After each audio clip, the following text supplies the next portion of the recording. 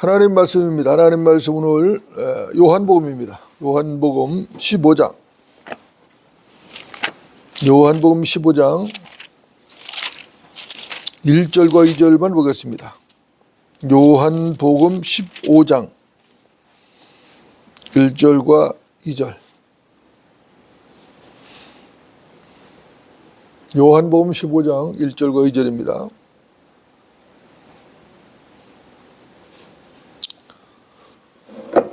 저부터 읽겠습니다. 나는 참 포도나무요 나의 아버지는 농부시라. 내 안에서 열매를 맺지 못하는 가지마다 그분께서 저그에 버리시고 열매를 맺는 가지마다 정결케 하시어 더 많은 열매를 맺게 하시느니라. 아멘. 오늘 말씀의 제목은 새 포도주를 아십니까? 새 포도주를 아십니까? 이런 제목으로 하나님 말씀을 전하겠습니다. 여러분 어떻습니까?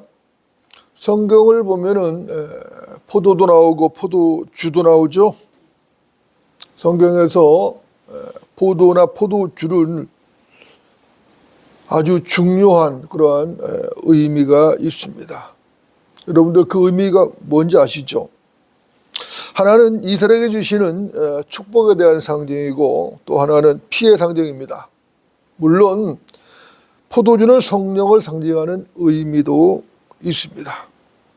여러분도 어떻습니까? 오늘 본문도 말씀을 하시죠? 뭐라고 그러셨어요? 1절 보면 나는 참 포도나무요 나의 아버지는 농부시라 이렇게 말씀합니다.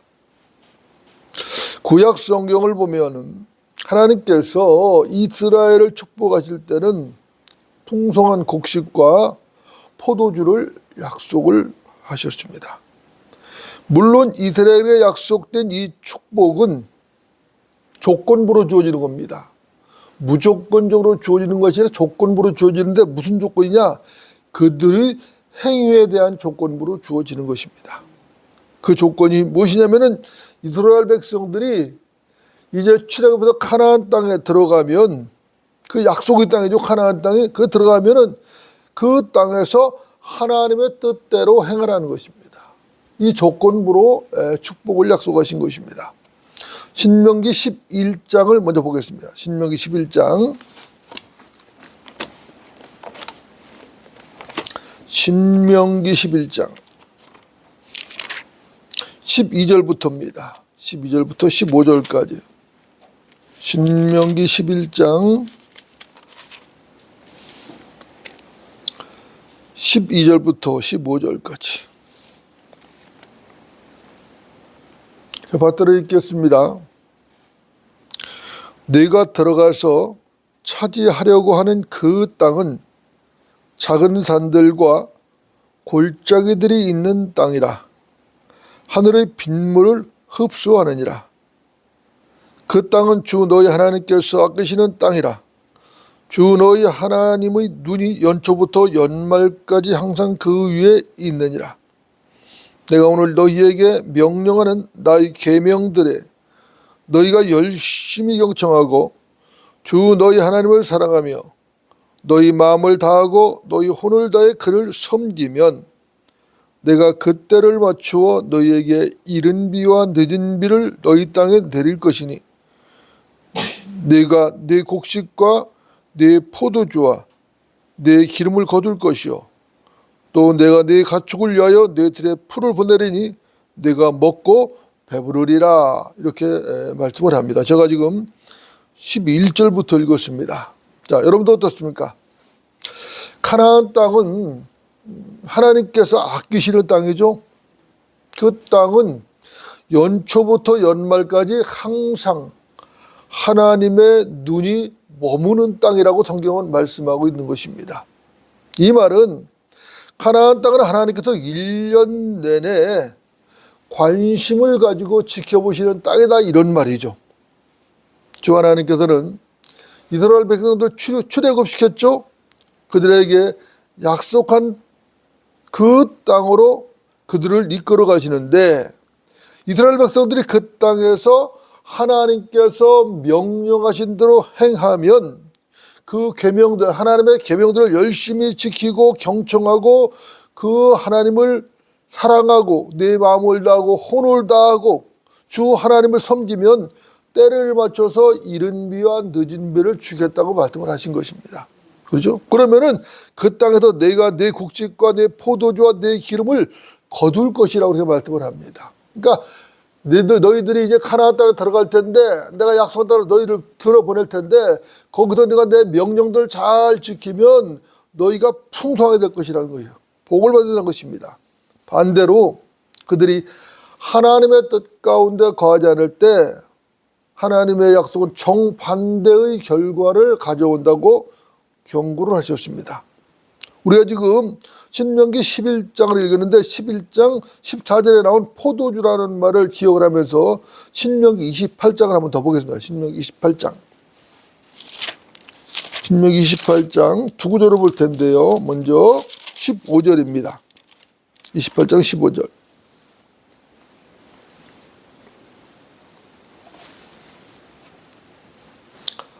제가 받들어 읽겠습니다. 그러나 만일 네가 주 너의 하나님의 음성에 경청하지 아니하고 내가 오늘 네게 명령하는 그분의 모든 계명들과 그분의 규례들을 지켜 행하지 아니하면 이 모든 저주가 네게 임하고 네게 미치리라 이렇게 말씀하거든요. 이어서 30절을 보겠습니다. 30절. 네가 아내와 정혼할 것이나 다른 사람의 그녀와 동침할 것이며 네가 집을 지을지라도 네가 거기에 살지 못할 것이며 네가 포도원을 만들지라도 네가 그 포도를 거두지 못할 것이니라. 자, 하나님 말씀에 경청하지 아니하고 하나님 음성에 경청하지 아니하고 하나님 말씀대로 행하지 아니하면 가정도 풍지박산이 나죠. 농사도 안 돼요. 그렇죠? 아무리 포도원을 만들고 심을지라도 거두지를 못해. 그렇죠? 응? 집을 지어도 그 집에 살지를 못해. 다른 사람이 살아. 그렇죠? 이게 하나님의 경고거든요. 여러분도 어떻습니까?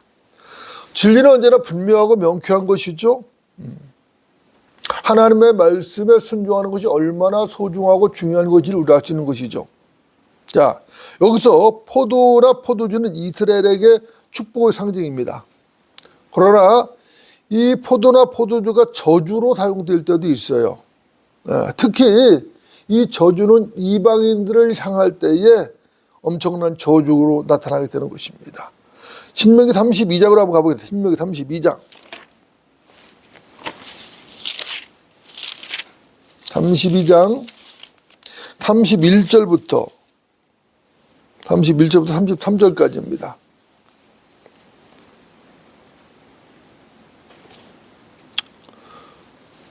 (31절부터) (33절까지) 제가 받들어 읽겠습니다.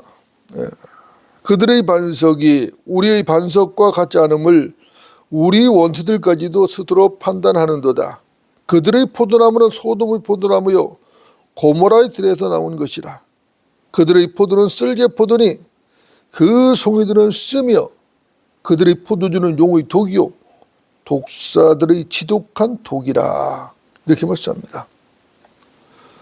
여러분도 어떻습니까?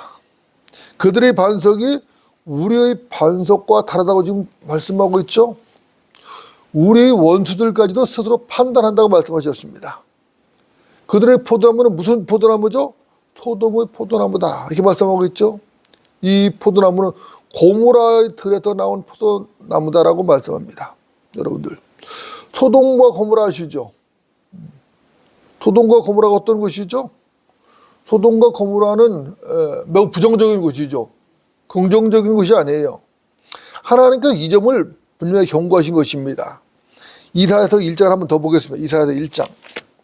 이사야 1장. 이사야 1장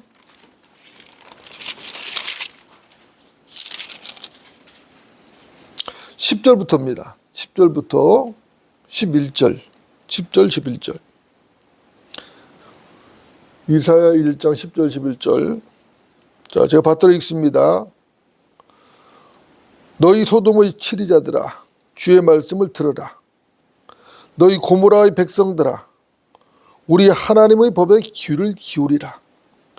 너희 수많은 희생제물이 내게 무슨 소용이 있느냐. 주가 말하노라. 나는 수양들의 번제물들과 살찐 짐승들의 기름으로 배불렀으며 또 나는 송아지들이나 어린 양들이나 숫 염소들의 피를 기뻐하지 아니하노라. 이렇게 말씀합니다. 여러분들, 소돔과 고모라는 하나님의 법, 하나님의 말씀을 무시하는 것이죠. 그럼에도 불구하고 그들은 하나님께 희생 제물을 드렸습니다. 자, 하나님의 말씀을 무시해요. 하나님의 법을 무시한다고. 그러면서도 그들은 희생 제물을 계속 드렸던 것이. 여러분들, 하나님께서 그런 희생 제물을 받으실까요? 여러분도 어떻게 생각하십니까? 하나님께서 그런 자들, 하나님의 말씀을 무시하고 하나님의 법을 무시하는 자들이 희생제를 드리는데 그 희생제물을 하나님께 받으시겠냐는 거죠. 하나님께서는 그들을 거절하셨죠. 그들이 드리는 피의 제물, 희생제물도 기뻐하지 않으셨습니다. 소돔과 고모라는 죄와 타락의 상징이고 멸망의 상징으로 성경에서 등장하고 있는 것이죠.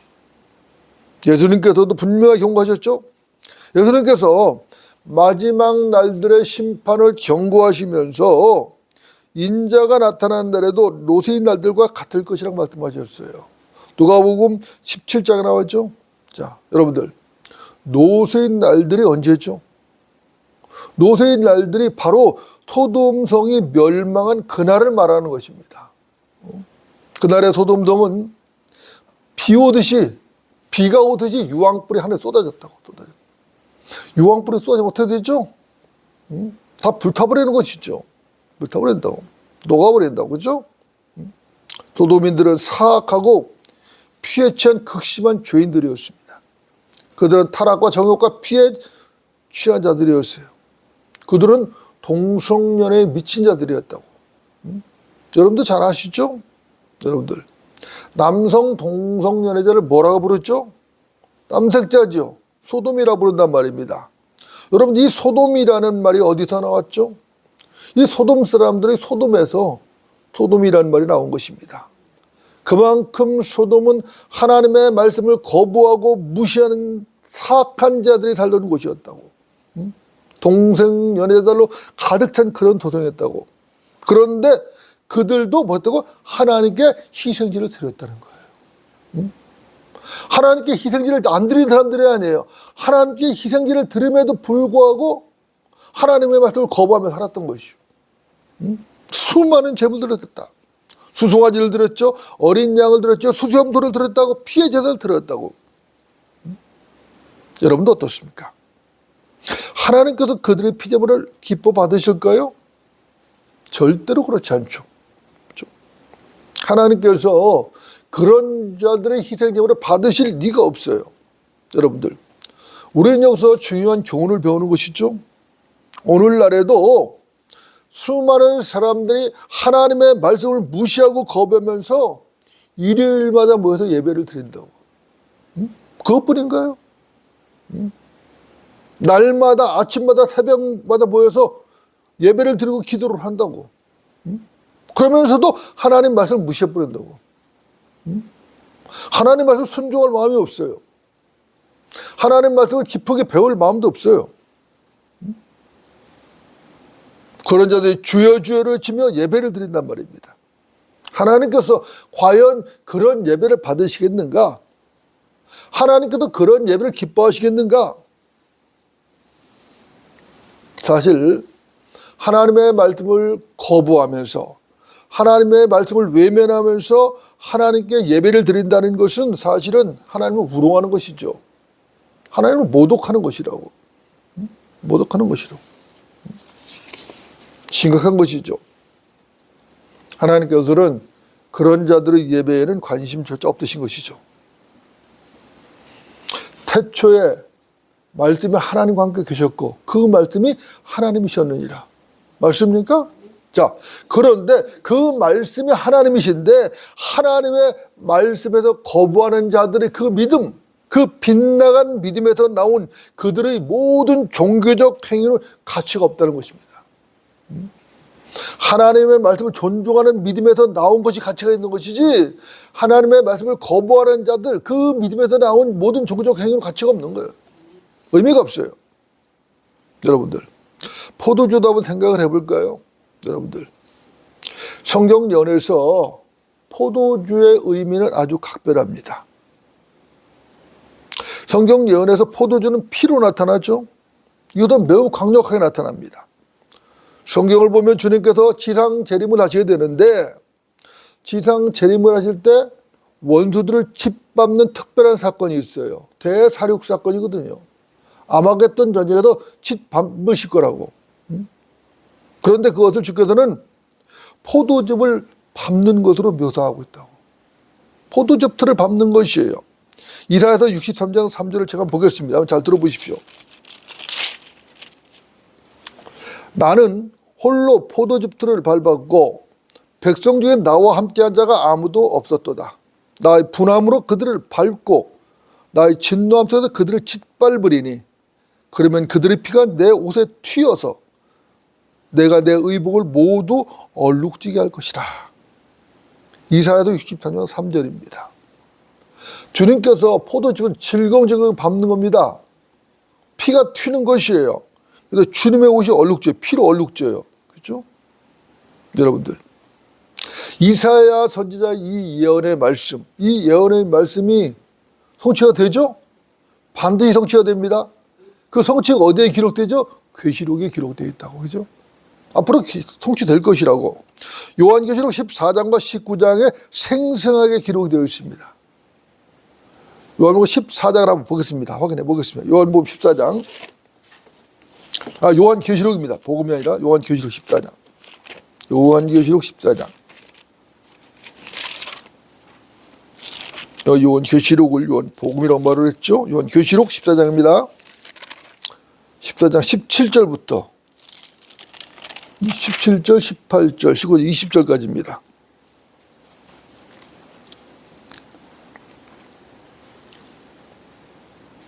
제가 받들어 읽겠습니다. 그 후에 또 다른 천사가 하늘에 있는 성전에서 나오는데 그 역시 예리한 낫을 가졌더라. 불을 다스리는 권세를 가진 또 한 천사가 제단에서 나와 예리한 낫을 가진 자에게 큰 소리로 외쳐 말하기를 너 예리한 낫을 대어 땅의 포도송이를 거두라. 이는 그 포도들이 다 익었음이라고 하더라. 그러므로 그 천사가 낫을 땅에 대어 땅의 포도송이를 거두어서 하나님의 진노의 포도즙 틀에 던져 넣으니라. 그 포도즙 틀이 도성 밖에서 짓밟히니 그 틀에서 피가 흘러나와 말곶빛까지 닿고 1600 스타디온까지 퍼지더라 그랬어요.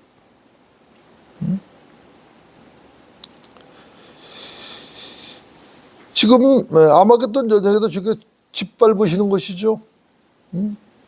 자, 말곶빛까지 피가 찼어요. 말곶빛은 얼마나 높을까요? 상당히 높죠? 거의 1.5m는 될 것 같아요. 말곶빛에 탔어요. 탔고 1600 스타디온을까지 퍼져요. 피가 엄청나게 퍼지는 것이죠. 그렇죠? 여러분 어떻습니까? 한 천사가 예리한 낯으로 어떻게 했어요? 땅의 포도들을 거두었다고. 그래서 하나님의 진노의 포도즙에 던졌어요. 그 포도즙들이 도성 밖에서 짓밟힙니다. 그 피가 말곶뼈에 닿을 정도로 짓밟혀요. 피가 막 흘러나옵니다. 언제 있을 일이죠? 예수님의 지상 재림 때에. 그죠?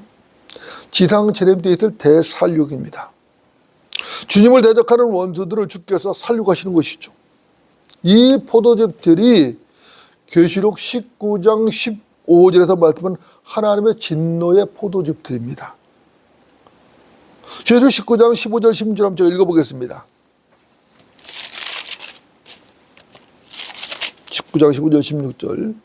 그의 입에서는 예리한 칼이 나와서 그것으로 민족들을 칠 것이요 또 철장으로 그들을 다스릴 것이며 그는 전능하신 하나님의 맹렬한 진노의 포도즙들을 밟으실 것이라. 또 그의 옷과 넓적다리의 이름이 기록되어 있는데 만왕의 왕 만주의 주라 하였더라. 자, 만왕의 왕이요 만주의 주신 예수 그리스도께서 재림하셔서 그죠?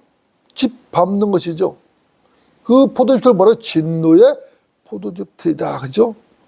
어떤 진노? 맹렬한 진노의 포도즙이라고 성경은 말씀하고 있는 것입니다. 여러분도 어떻습니까? 이것이 전부가 아니죠. 신명기 32장 14절에는 포도와 피에 대한 직접적인 말씀이 또 나와요.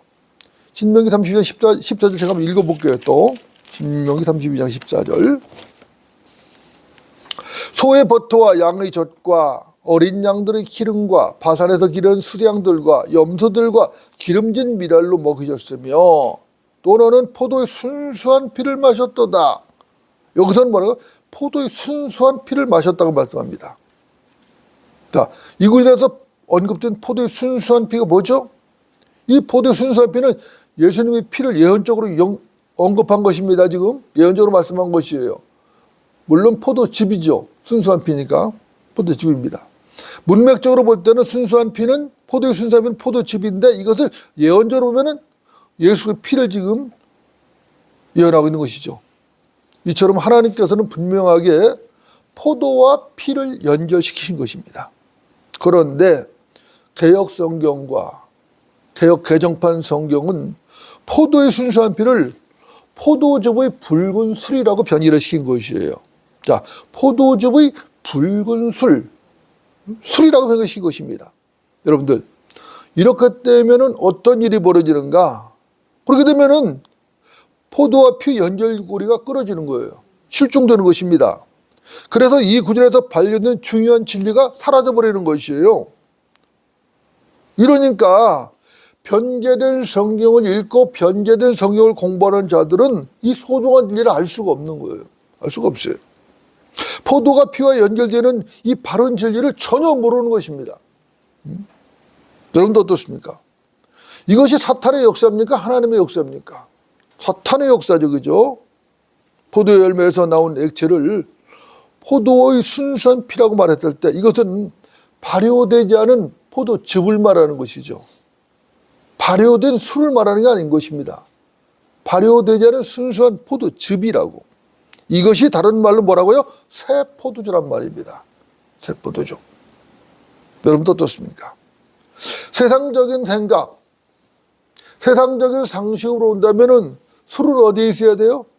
술병이나 가죽부대에 있어야 되는 거예요. 요즘 현대가 다 술병에 담아둬야 되죠? 술이라는 것은 술통이나, 그죠? 과거에는 그런 게 없으니까 가죽부대에 담았다고, 옛날에는. 그죠? 가죽부대에 담았다고. 그러니까 술은 술병이나 가죽부대에 있어야 되는 것이라고. 그런데 성경은 이 새 포도주가 포도송에 있다고 지금 말씀하고 있는 것이에요. 그러니까 이 말은 새 포도주는 발효된 술이 아니라는 말인 것이에요. 그죠? 이스라엘 백성들은 광야에서 이 새 포도주를 마셨다고. 여러분도 어떻습니까? 신구약 성경을 관통하는 술에 대한 교훈이 있죠? 그 교훈이 뭐죠? 성경에서 말씀하시는 술에 대한 교훈, 신구약 성경을 관통하는 교훈은 술 취하지 말라는 명령을 훨씬 뛰어넘어요. 더 차원이 높아요. 훨씬 더 높은 차원의 진리를 담고 있는 것입니다. 성경은 잠언 23장 31절에서 뭐라고 말씀하시는가? 술을 쳐다보지도 말라고 말씀한 거예요. 취하지 말라는 정도가 아니라 쳐다보지도 말라는 거예요. 그렇죠? 그러나 새 포도주는 마시는 것이 허락되죠? 왜? 발효되지 않은 것이니까. 그렇죠? 발효된 술은 금지되지만은, 그죠? 쳐다봐도 안 되지만은, 그러나 새 포도주는 마시는 것이 허락되었다고. 여러분들 이유가 뭐예요? 간단하죠? 새 포도주는 발효된 술이 아니고 특별한 의미가 있어요. 바리새인들은 예수님을 모함을 하고 비난하는데 예수님한테 술을 즐기는 자라고 모함을 하거든요. 모함을 했거든요. 마태복음 11장 19절을 보면은 예수님이 술을 즐긴다는 거예요. 그러나 예수님 결코 발효된 술을 마신 적이 없습니다. 예수님 결코 발효된 술을 마신 적이 전혀 없어요. 그렇죠? 마태복음 26장을 보면 주님께서 제자들에게 포도주를 나누셨거든요. 그때 나누어주신 포도주는 발효된 술이 아니라 발효되지 않은 새 포도주입니다. 마태복음 26장 29절 보면 분명해요. 제가 한번 읽어볼게요. 마태복음 26장 29절. 여러분 들어보십시오.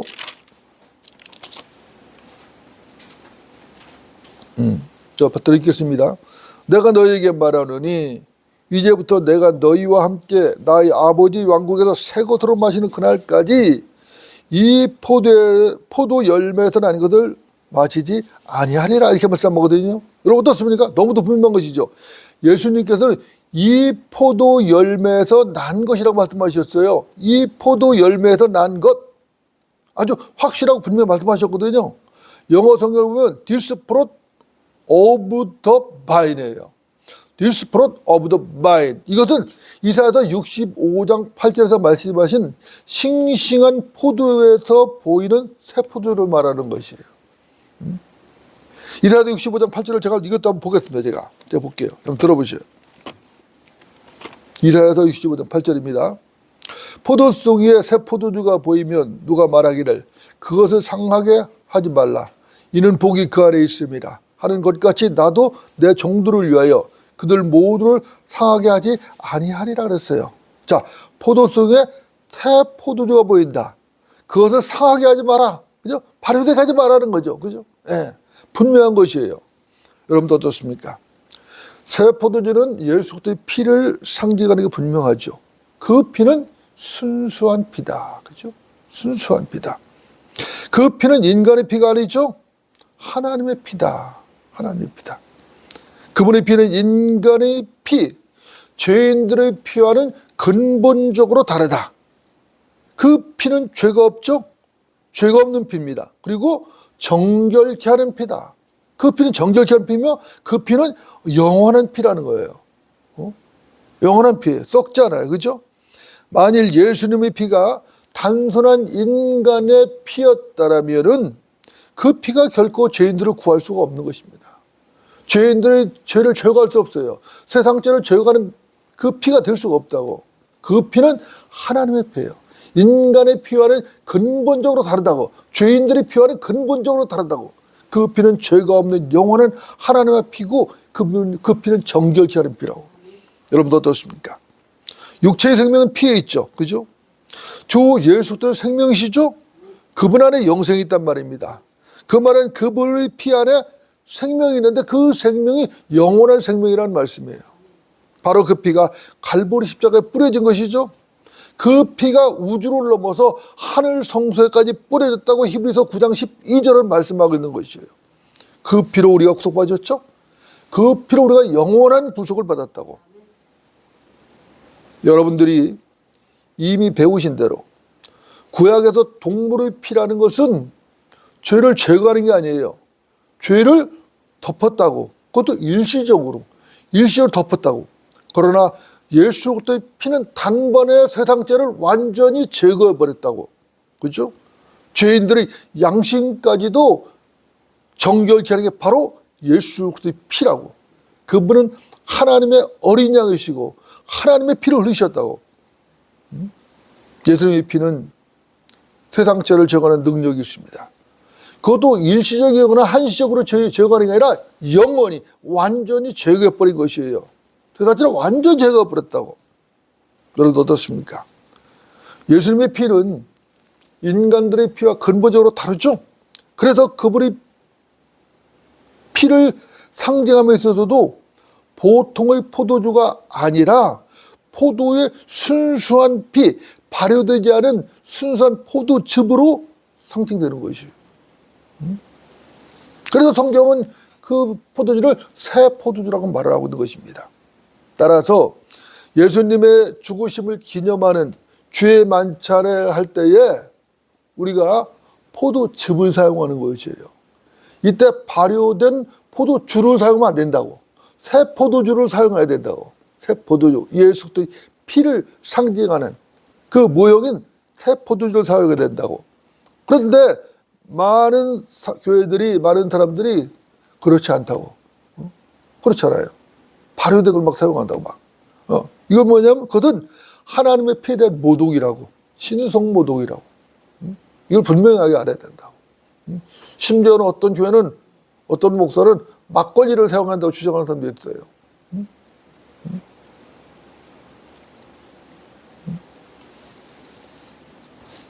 아까 우리 민자매가 나한테 핸드폰 본다고 뭐라 그러는데, 그때 뭐냐면은 어떤 사람이 그 글을 올렸는데, 교회에서 술을 먹지 말라는 성경적 근거가 없다는 거야.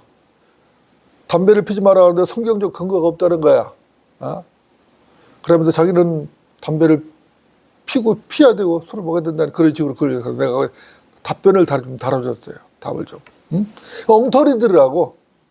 그게 그리스도인이냐고. 그걸 누가 그리스도인이라고 말하냐고. 그걸 어디서. 그죠? 그래서 그렇잖아요.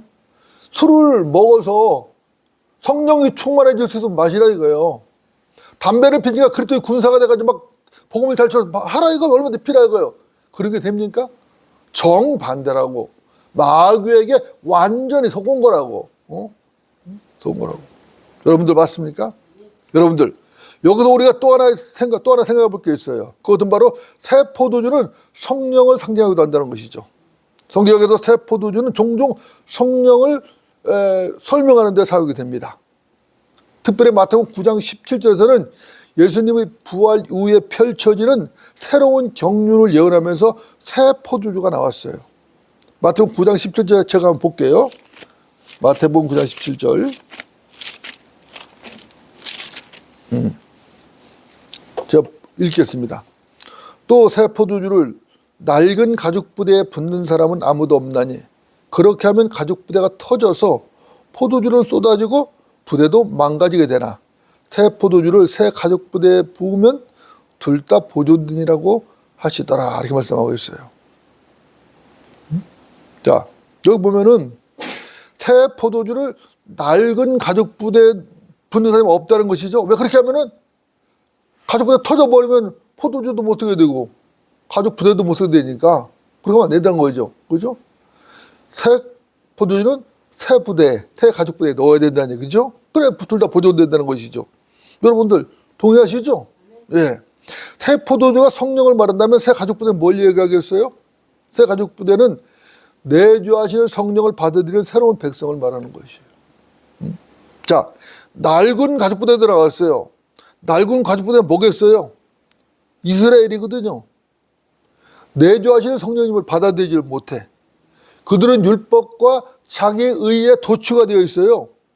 그래서 그들은 낡은 가죽 부대를 지금 묘사하고 있어요. 이스라엘이라는 이 낡은 가죽 부대는 새 포도주를 담을 수가 없어요. 그러니까 성령을 상징하는 새 포도주는 새로운 백성인 새 가죽 부대에 담아야 되는 것이에요. 그래야 터지지 않고 둘 다 보존되는 거거든요. 이 새 가죽 부대는 새로운 백성, 결국 신약 교회를 말하는 거예요. 여러분들 맞습니까? 이해가시죠? 자, 이제 오늘 본문 요한복음 15장을 보고 정리를 하겠습니다. 요한복음 15장 1절 2절입니다. 요한복음 15장 1절 2절.